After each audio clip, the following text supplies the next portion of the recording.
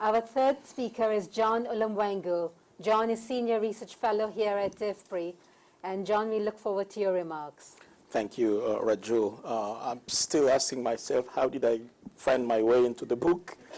But I think the reason is because the book really captures PAPSAC's spirit, where the main message is that food and nutrition security is really everyone's business. We cannot achieve anything unless we create that platform like PAPSAC, where you have the private sector, the government officials, academia, civil society, discussing together on how to achieve those targets, those goals.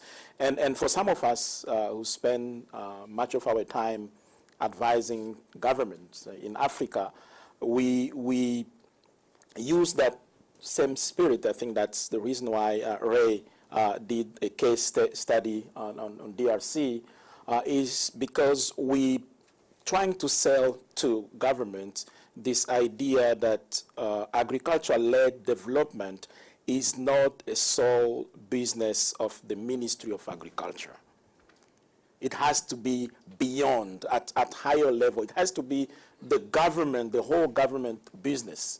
So the coordination should be at the Prime Minister office or even at the President office, because much of the things that agriculture sector needs to achieve food and nutrition security are coming from other areas. You need education, you need energy, you need infrastructure, you need finance, you need land, which are not under the scope of the sole Ministry of Agriculture. You need to bring around the same table different players. That's one. Second, it's not either private sector or public sector, as we often debate. But depending on the environment, depending on conditions, we can find a way where the private sector will do much better than the public sector, and vice versa.